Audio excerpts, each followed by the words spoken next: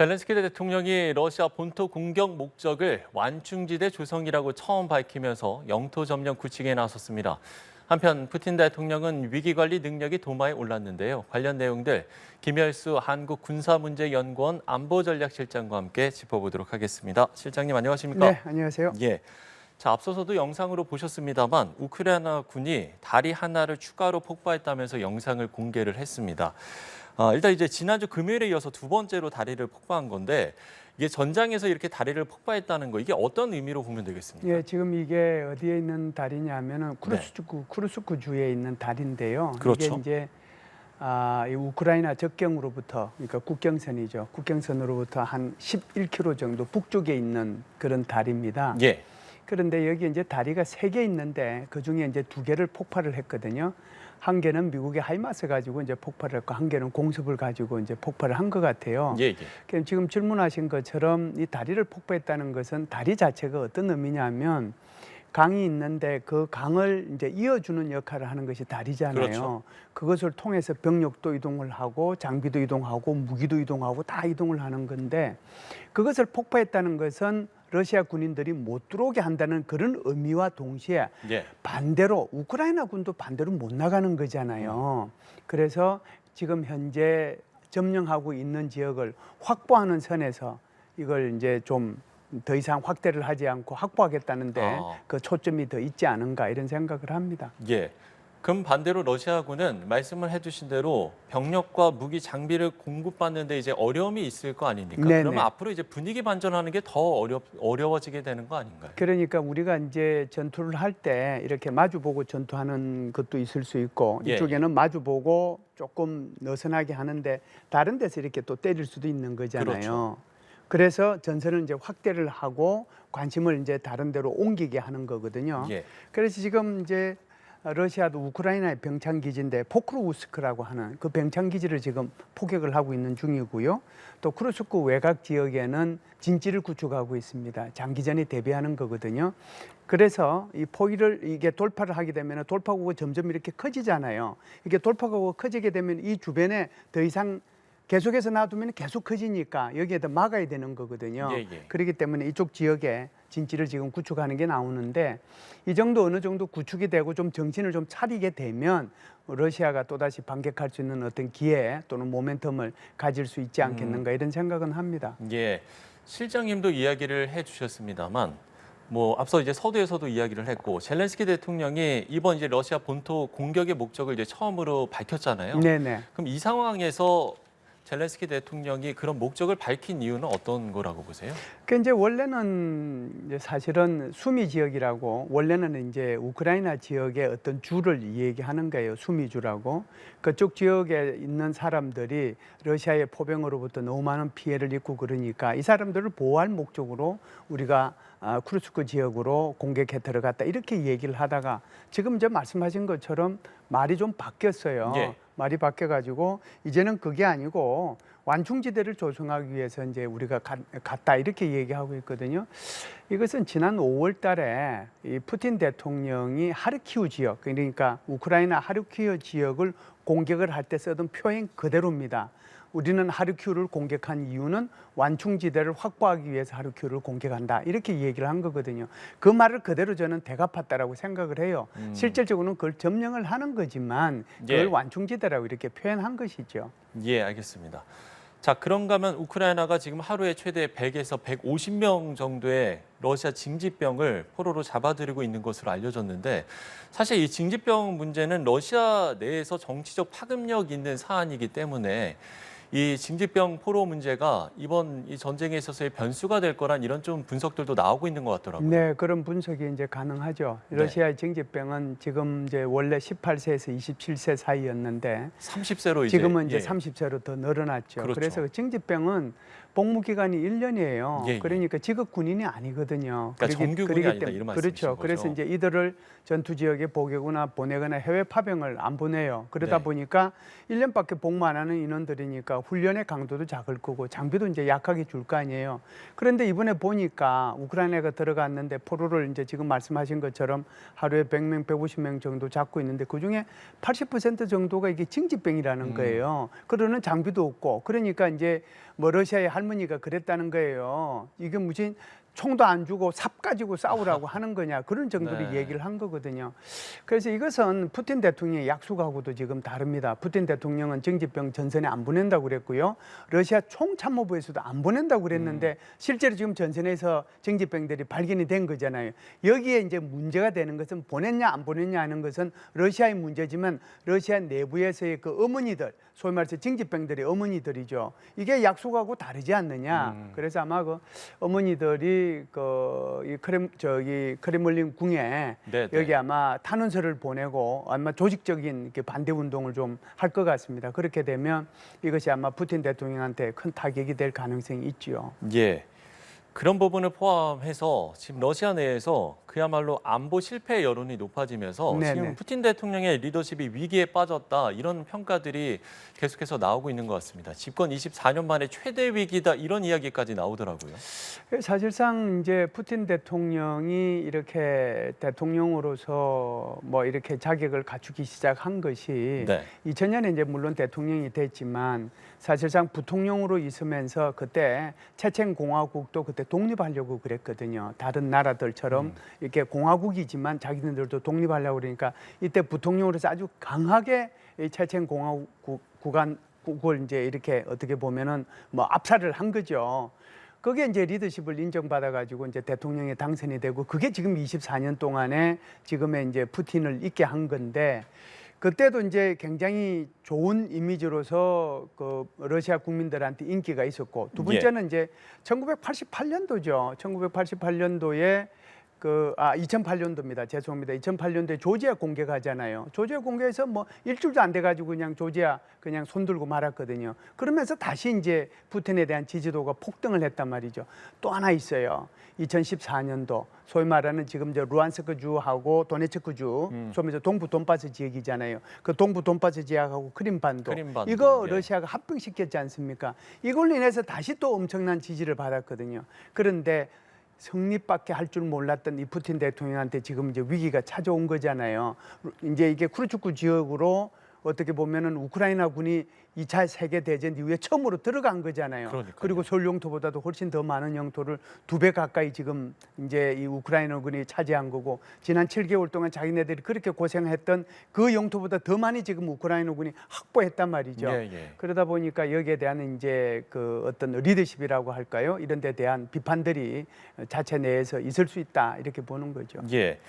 이제 이런 상황에서 젤렌스키 대통령은 그 우크라이나가 생각하는 어떤 장거리 무기 사용 제한을 지금 풀어달라고 계속해서 이야기를 하고 있잖아요. 네. 근데 이게 서방 입장에서는 어떤 확전 위험에 대한 우려가 있기 때문에 이거를 계속 받아들일 수는 없을 것 같기도 하고. 그럼 네. 앞으로 이 상황들이 계속 반복될까요? 어떻게 보세요? 서방의 딜레마라고 볼 수 있죠. 네. 무기는 지원을 해줬는데 그 지원하는 것이 확전되지 않도록.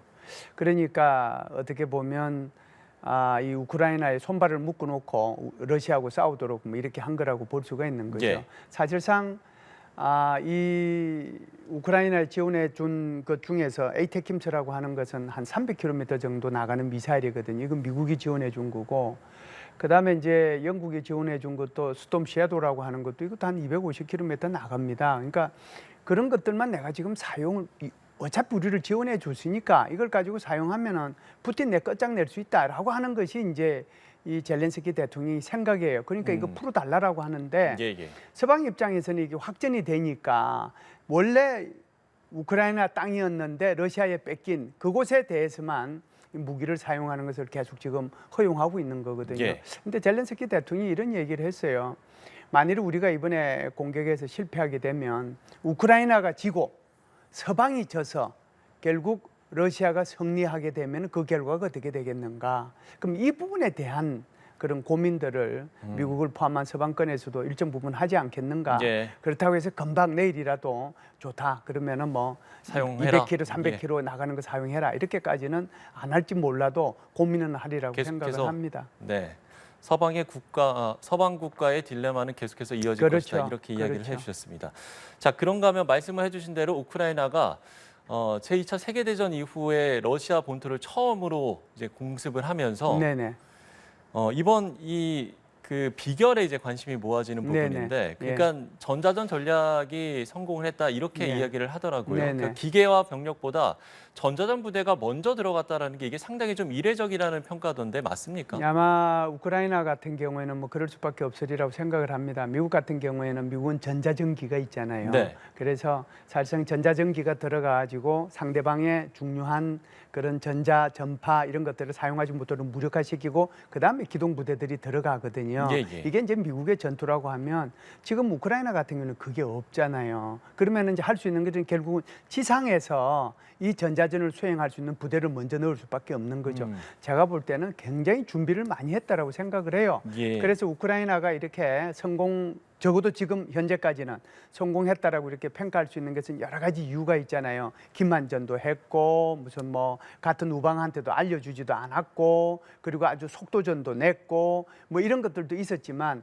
그중에 가장 결정적이었던 것이 바로 이게 전자전이었지 않은가. 그래서 러시아의 이런 전화, 통신 이런 것들이 제대로 이루어지지 못하도록 이것을 방해를 했고 그리고 이제 이 우크라이나 군인들을 파악하지 못하도록 그러니까 이 러시아의 장비들이 우크라이나 군대의 움직임이나 이 우크라이나 군들을 파악하지 못하도록 전파 교란을 함으로써 이것이 예. 이제 성공했다라고 보는데 그런 차원에서 보면 이게 우크라이나가 준비를 많이 해서 오히려 기동 부대보다도 먼저 이 부대들을 들어가서 먼저 전자전을 수행하고 난 뒤에 기동 부대를 신속하게 기동시키지 않았는가 이렇게 봅니다. 예. 이렇게 우크라이나가 러시아 본토를 이제 공격을 하자 네. 러시아도 이제 반대로 우크라이나 수도죠. 키우를 이제 공격한 것으로 보여지는데 네, 일단 우크라이나 입장인데 네. 지금 러시아가 북한제로 보이는 탄도미사일을 발사했다 이렇게 밝혔잖아요. 네네. 러시아 입장에서는 뭐 지금 부인을 하고 있습니다만 이 부분은 그러면 어떻게 보세요? 러시아가 한 번도 뭐 그 인정한 적 없죠. 예, 예. 북한도 한 번도 인정한 적 없는데 그런데 가장 객관적으로 이제 조사 결과가 나왔던 것이 올해 1월 달이라고 봅니다. 올해 1월 달에 소위 말하는 그 대북 제재위원회 산하에 전문가 패널이라고 있거든요. 그 전문가 패널이 이제 4월 말부로 이제는 끝났습니다. 러시아가 예. 더 이상 임기를 연장해주지 않았기 때문에 어찌됐든 이는 사족이긴 한데 1월 달에 낸 그 보고서에 의하면 이 북한제 소위 말해서 단거리 탄도미사일이 사용됐다는 거예요. 그래서 거기에 보면 지읒 전략이라고 할 때 지읒자 그것이 쓰여진 한글 형상의 그런 파편들을 다 공개를 했고요. 그리고 이제 3월 달 같은 경우에는 우크라이나 국방부에서 적어도 북한제 단거리 탄도미사일 50발을 쐈다라고 이제 발표를 했고 그리고 이제 5월 달에는 미국의 국방당국이죠. 국방정보국에서 이거 지금 북한에서 이 단거리 탄도미사일을 러시아에 수출해가지고 러시아에서 그것을 우크라이나를 향해서 쏘고 있다 이렇게까지 얘기를 했는데 예. 그런 걸 보면 지금 우크라이나에서 발표한 거잖아요. 발표한데 6일 간격으로 지금 세 번째 쏘다라고 얘기하는 거잖아요. 그러니까 제가 볼 때는 이게 북한제 단거리 탄도미사일일 가능성이 높다. 그래서 그것은 아마 북한이 얘기하는 화성 11-가형 11-나형일 가능성이 있습니다. 11-가형은 우리가 흔히 얘기하는 북한판 이스칸데르라고 얘기하는 거고 11-나형은 북한판 에이테킴스라고 얘기하는 거고 그것을 한미용으로 얘기를 하면 KN-23, KN-24가 주류였다 이렇게 봐요.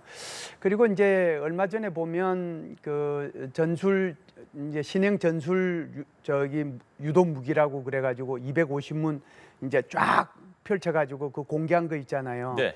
그 공개한 것도 이게 북한의 전선에 보내는 것이 주 목적이었는지 그렇지 않으면은 그것을 이게 러시아로 보내는 것이 주 목적이었는지 그것은 아마 계속해서 정보 분석이 좀 필요하지 않을까 이렇게 생각을 합니다. 예.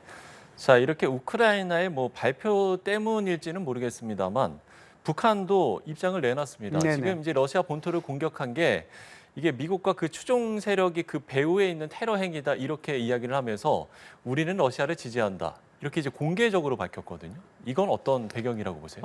북한은요 2022년도 2월 달에 러시아가 우크라이나를 침략했을 때부터 지금까지 단 한 번도 변하지 않았어요. 그래서 이 러시아의 우크라이나 정책, 우크라이나 침략 여기에 대해서 100% 지지한다라고 얘기를 했고요. 네. 심지어 한 참호 안에 러시아와 북한이 같이 서 있다라고 얘기까지 했습니다.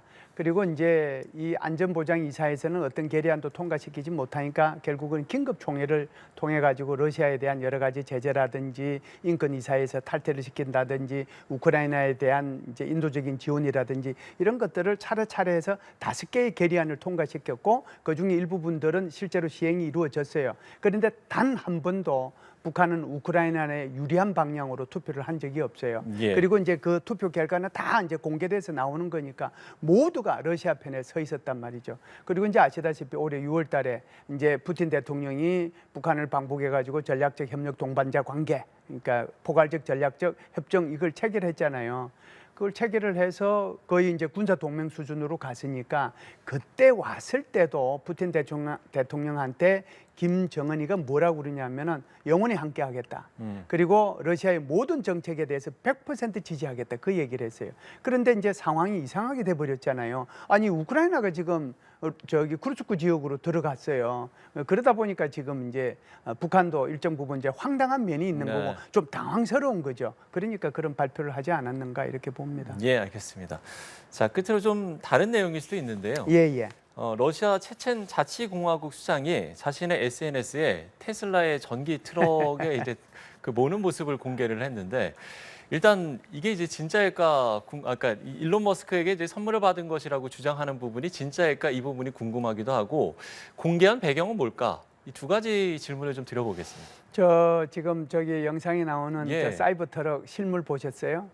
실물은 본 적이 없습니다. 저는 이제 얼마 전에 한 2, 3주 예. 전에 뉴욕 가가지고 저기 직접 보셨어요? 사이버 트럭 저기 겉에 있는 거 직접 봤거든요. 예. 봤는데 뭐 볼만은 하더라고요. 음. 우리가 이제 일론 머스크에 대해서 여러 가지 얘기를 하는데 사실상 뭐 머리가 뛰어난 사람이라는 걸 우리가 다 아는 거고 그렇죠. 굉장히 영악한 사람이라는 것도 다 아는 거고 저 사람은 지구에서 태어난 것이 아니고 화성에서 온 사람일 거다라고 이제 생각하는 사람들도 많이 있잖아요. 예. 그만큼 이제 기발한 아이디어와 생각을 가지고 있는 사람을 인정은 해요.